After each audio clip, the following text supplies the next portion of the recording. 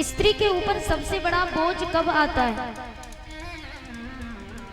उस स्त्री के जीवन में बड़ा से बड़ा दुख भी टल जाता है जब पति साथ हो, और पति नहीं है तो छोटा दुख भी बहुत बड़ा लगता है। उन स्त्रियों से पूछो जिनके पति संसार में नहीं है, जिनके पति उनको छोड़ करके चले जाते हैं, उन स्त्रियों से पूछो उन पर क्या गुजरती है। एक विधवा स्त्री का संसार में रहना बड़ा ही मुश्किल है भैया। वो जीवन में सब कुछ सहन कर सकती है, और वो स्त्रियां बड़ी भाग्यशाली होती हैं जो पति के हाथों से मुख अग्नि प्राप्त करती हैं।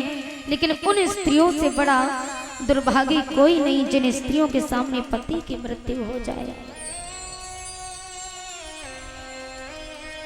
एक विधवा स्त्री पति के गुजर जाने के बाद अगर बाजार में जाए, बाजार से अगर सब्जी को खरीद करके लाए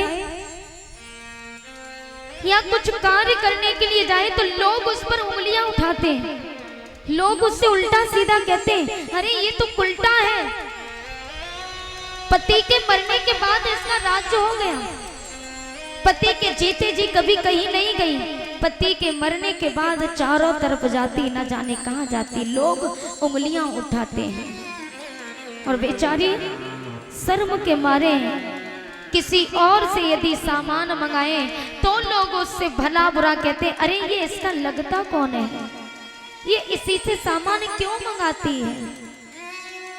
विधवा स्त्रियों का संसार में रहना बड़ा मुश्किल है प्यारे। भगवान ये दिन कभी किसी को ना दिखाए। पति जब गुजर जाता है ना, पत्नी को अकेला छोड़ करके, अभी इतने हंसी खुशी के दिन हैं, स्त्रियां हंसती हैं, नाचती हैं, गाती हैं, श्रृंगार करती हैं, क्योंकि पति है। और पति के गुजरने के बाद चेहरे से हंसी भी चली जाती है, श्रृंगार चला जाता है, मानो एक स्त्री को किसी ने लूट लिया हो, मिलकर के ऐसा जीवन उसका हो जाता है। सर पटक पटक करके रोती है, विधाता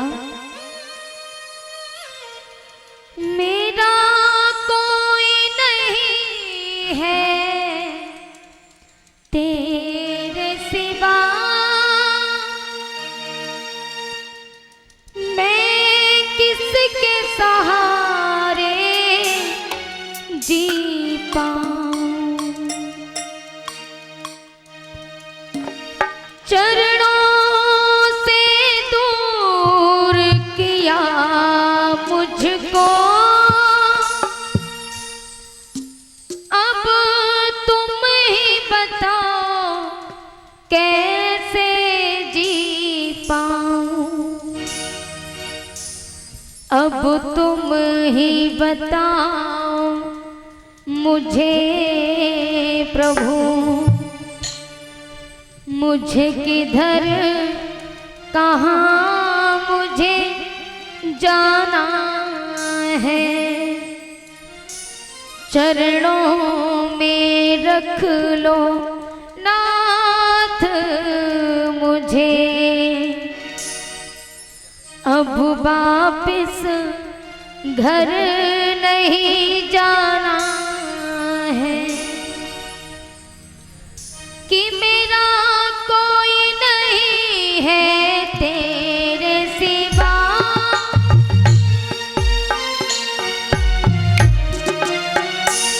मैं किसके सहारे जी पाऊं, किसके सहारे जी पाऊं, चरणों से दूर किया मुझको, चरणों से दूर किया मुझको, अब तुम ही बताओ कैसे जी पाऊं, अब तुम ही बताओ मुझे प्रभु, अब तुम ही बताओ मुझे प्रभु, मुझे किधर कहाँ मुझे जाना है, चरणों में रख लो नाथ मुझे। अब वापिस घर नहीं जाना है।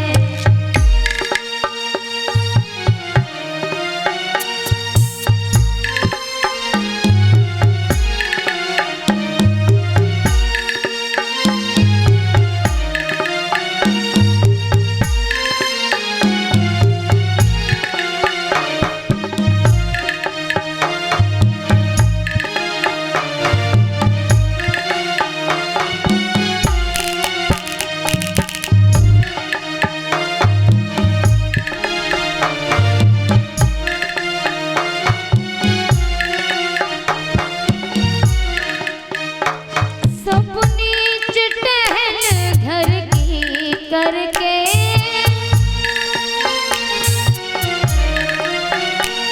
मैं अपना फर्ज निभाऊंगी।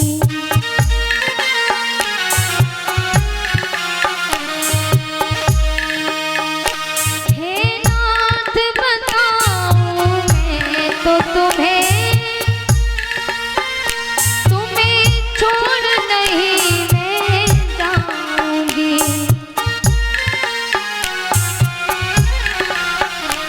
मेरी इच्छा यही है हे प्रियवर, मेरी इच्छा यही है हे प्रियवर, सब जीवन यही बिताना है, चरणों में रख लो नाथ मुझे। अब वापिस घर नहीं जाना है, चरणों में रख लो नाथ मुझे। अब वापिस घर नहीं जाना है।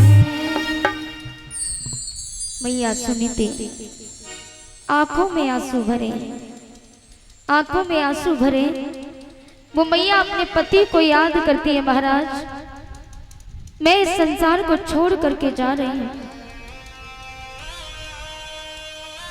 मुझे क्षमा कर देना, क्योंकि एक स्त्री सब कुछ सहन कर सकती है, लेकिन पति से दूर रहे पति के होते हुए वो बर्दाश्त नहीं होता। आज मैया मरने का विचार करके अर्धरात्रि के समय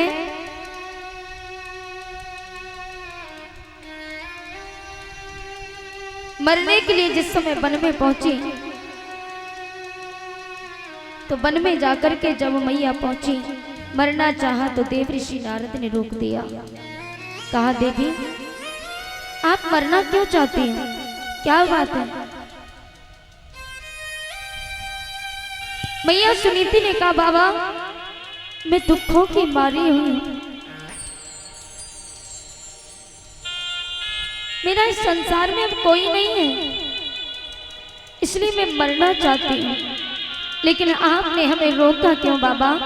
मैया से बाबा देव ऋषि नारद कहते हैं, देवी आत्महत्या करना पाप होता है, आप अपने प्राणों को त्यागना चाहती हो, इसलिए मरो ना, अपनी समस्या का कारण बताओ। तो मैया सुनीति आंखों में आंसू भर के देव ऋषि नारद से कहती हैं, बाबा कि जो दर्द मिला अपनों से मिला। मैया सुनीति देव ऋषि नारद से कहती है, बाबा मेरी ये हालत किसी और ने नहीं, मेरे अपनों ने मिलकर के की है, कि जो दर्द मिला अपनों से मिला, गैरों से शिकायत कौन करे, गैरों से शिकायत कौन करे।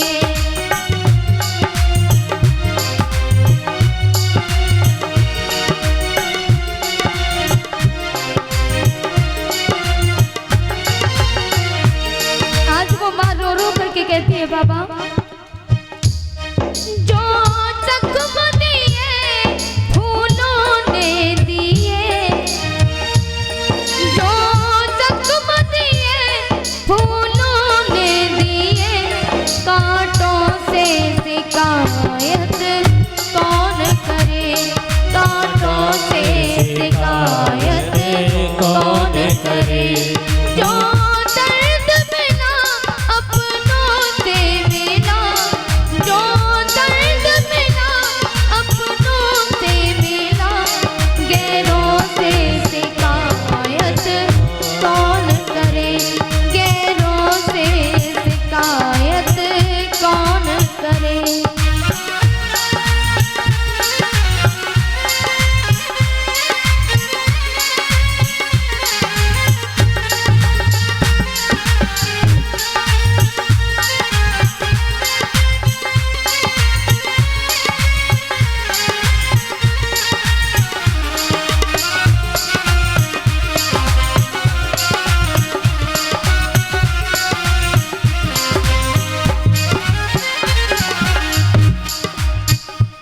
इन आँखों ने जो कुछ देखा, ए दिल बता किस मुँह से कहे।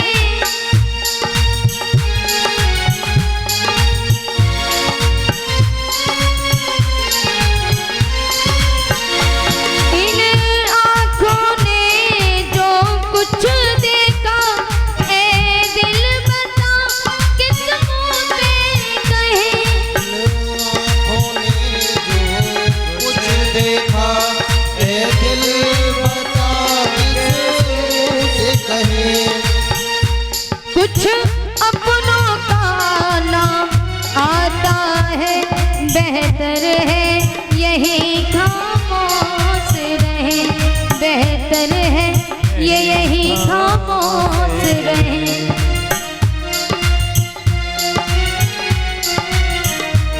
जब कर न सके,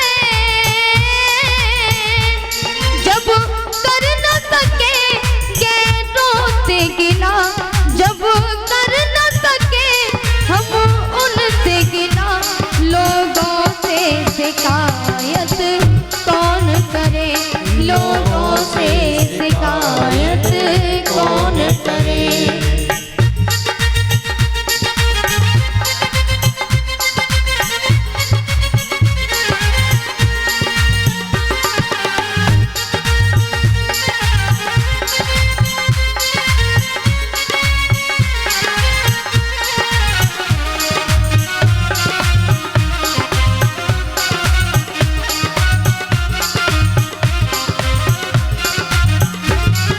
आज वो माँ रो रही है, रोते रोते बाबा नारद से कहती है, बाबा अगर कोई दगा देता तो अपना बन करके ही दगा देता है।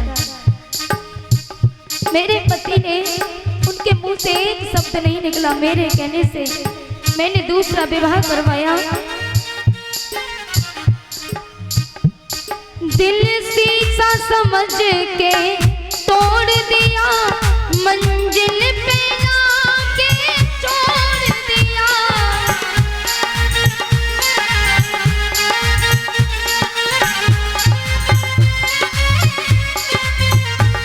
दिल शीशा समझ के तोड़ दिया, मंजिल पे लाके छोड़ दिया।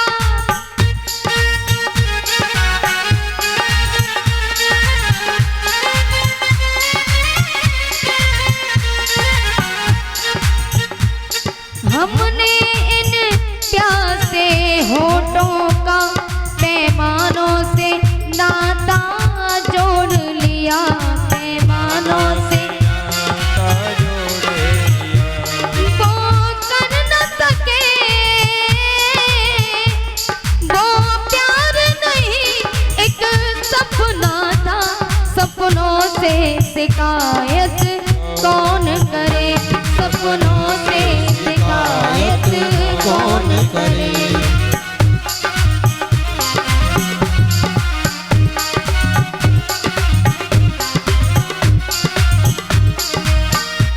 जो दर्द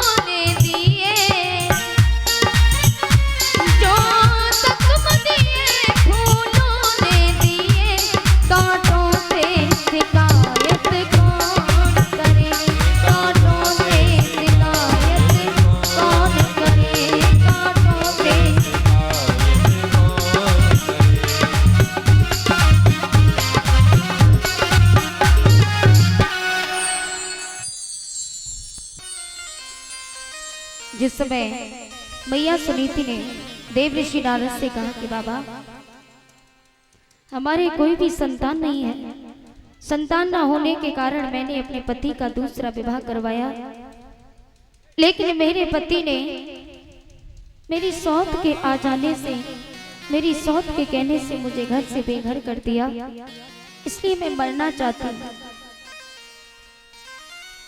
नारद जी ने कहा मरो नहीं, हम तुम्हें वरदान देते हैं कि तुम्हारे बहुत सुंदर संतान होगी। मैया सुनीति ने कहा बाबा आप झूठ बोलते हो मेरे प्राणों को बचाने के लिए। नारद जी ने कहा ऐसा कुछ नहीं, बोले हम संतों की वाणी कभी मिथ्या नहीं जाती। मोर वचन चाहे पड़े जाए फीका, संत वचन पत्थर की लीका। बोले हम संतों की वाणी कभी मिथ्या नहीं जाती, हम संत कभी झूठ नहीं बोलते। मैया सुनीति खुशी खुशी से घर जाती हैं। महाराज उत्तानपाद सेना को साथ में लेकर के घोड़े पर सवार होकर वन में शिकार खेलने गए। उन्होंने वन में एक हिरण को देखा, हिरण का पीछा करने लगे। पीछा करते करते संध्या हो जाती है, शाम हो जाती है। पीछे पलट के देखा तो सेना दिखाई नहीं दी, आगे देखा तो हिरण भी अंतर ध्यान हो गया। महाराज उत्तानपाद समझ गए, मन में विचार किया आज बड़ी रानी सुनीति के पास में जाना चाहिए। तो महाराज उत्तानपाद उसी रात मैया सुनीति के पास में जाते, मैया सुनीति से भेंट की। मैया सुनीति रो रही हैं, आंखों में आंसू भर गए। महाराज उत्तानपाद के चरणों में गिर गई। महाराज मैंने इतने कष्टों को सहन किया, मैं तो एक कोने में पड़ी रहती, लेकिन आपने उस समय एक शब्द नहीं बोला। महाराज उत्तानपाद मैया की हालत देख करके रोते रहे। सारी रात हो जाती है, ऐसे समय व्यतीत होता गया। महाराज उत्तानपाद सुबह होती वहां से प्रस्थान करते हैं। महलों में पहुंचे उसी दिन मैया सुनीति का गर्भ धारण हो जाता है। सुरुचि का भी गर्भ धारण हुआ, दोनों रानियों का गर्भ धारण था। दोनों रानियां नवमास पर पूर्ण होने के लिए आए। 9 महीने व्यतीत होने के बाद मैया सुनीति और सुरुचि के गर्भ से पुत्रों का जन्म होता है। नामकरण संस्कार किया। सुनीति के पुत्र का नाम ध्रुव पड़ा, सुरुचि के पुत्र का नाम उत्तम पड़ा। बोलिए भक्त वत्सल भगवान की जय हो। दोनों रानियों के गर्भ से जब पुत्र होते हैं अत्यंत खुशी हुई। धीरे धीरे समय व्यतीत होता गया। ध्रुव जी 5 वर्ष के हुए। 5 वर्ष की अवस्था में ध्रुव खेलने के लिए जाते हैं। उत्तम भैया से भेंट होती है। उत्तम ने कहा भैया आज पिताजी की कचहरी में खेलने के लिए चलते हैं।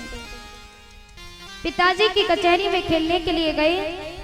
वहां जाकर के देखा महाराज उत्तानपाद प्रसन्न होकर के उत्तम एक तरफ खड़े ध्रुव जी को देखा, ध्रुव को अपनी गोदी में बिठा लिया। ये बात सुरुचि को पता चली तो सुरती दौड़ी दौड़ी महलों में पहुंची। महाराज उत्तानपाद की गोदी में ध्रुव को बैठा देख क्रोध में आ गई और क्रोध में आकर के ध्रुव जी का हाथ पकड़ के धक्का मार दिया और कहा न वत्स न प्रते धृष्टयम भवान रोड में रहते। बोले तुम्हें सिंहासन पर बैठने के लिए मेरा पुत्र बनना होगा। उसी क्षण ध्रुव की आंखों में आंसू आ गए। इसका मतलब मेरी मां अभागिन है। ध्रुव जी रोते रोते मैया के पास में पहुंचे। मां ने अपने पुत्र को रोता हुआ देखा तो जवाब दिया मेरे लाल तू रो क्यों रहा है, तेरी आंखों में ये आंसू क्यों? तो जवाब दिया।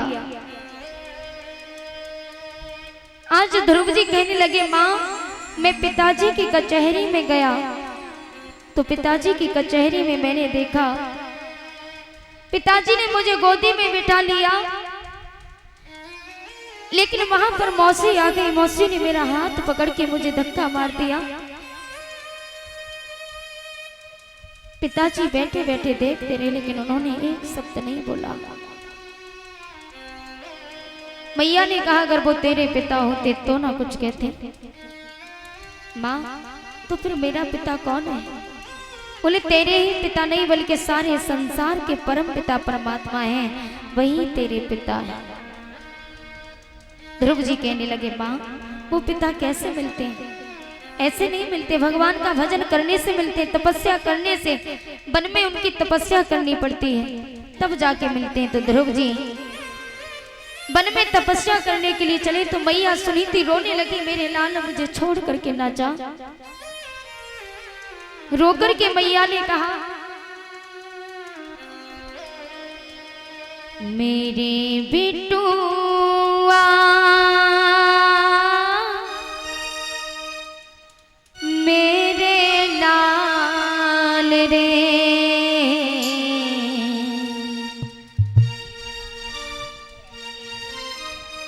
मेरा रो रो हुआ बुरा हाल रे, बुरा हाल रे। ओ मेरे बिटुआ मेरे लाल रे, मेरा रो रो हुआ बुरा हाल रे, बुरा हाल रे। ओ मेरे बिटुआ मेरे लाल रे।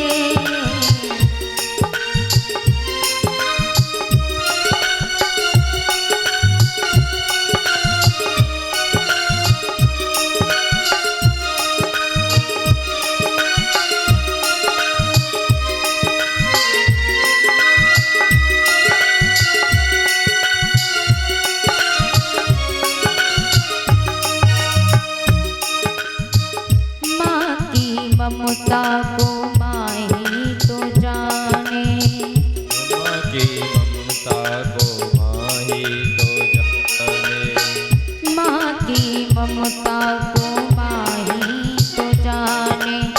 माँ का दर्द कोई और न जाने, और न जाने। गोद खिलाया दूध पिलाया, गोद खिलाया दूध पिलाया, कुछ तो कर ले ख्याल रे। तुझको पुकारे तेरी बात रे, तेरी बात रे। ओ मेरे बिटुआ मेरे लाल रे, मेरा रो रो हुआ बुरा हाल रे, बुरा हाल रे। ओ मेरे बिटुआ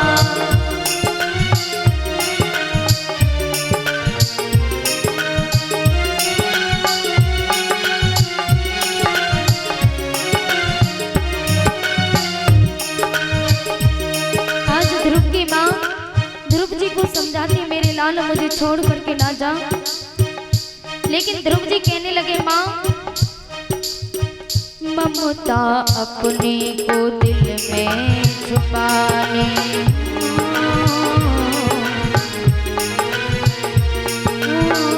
ममता अपने को दिल में छुपाने। याद मेरी को तू मन में बसा ले, मन में बसा ले। होगा वही जो है किस्मत में, होगा वही जो है किस्मत में। नहीं किसी के हाथ रे, छूट गया तेरा साथ रे, तेरा साथ रे। ओ मेरी मैया मेरी मात रे, आज छूट गया तेरा साथ रे, तेरा साथ रे ओ मेरी मैया।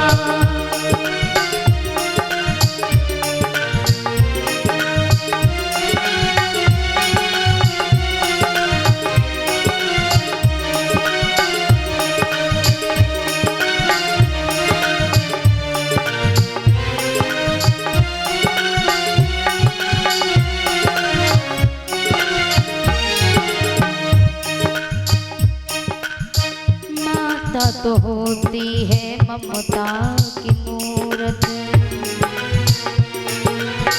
माता तो होती है ममता की मूरत। लाल मेरे तू दिखा तेरी सूरत, दिखा तेरी सूरत। वचन मेरा बना कफन तेरा, वचन मेरा बना कफन तेरा। जीना बना जंजाल रे, आजा तुझको पुकारे तेरी बात रे, तेरी बात रे ओ मेरे बिटुआ मेरे लाल रे। आज छूट गया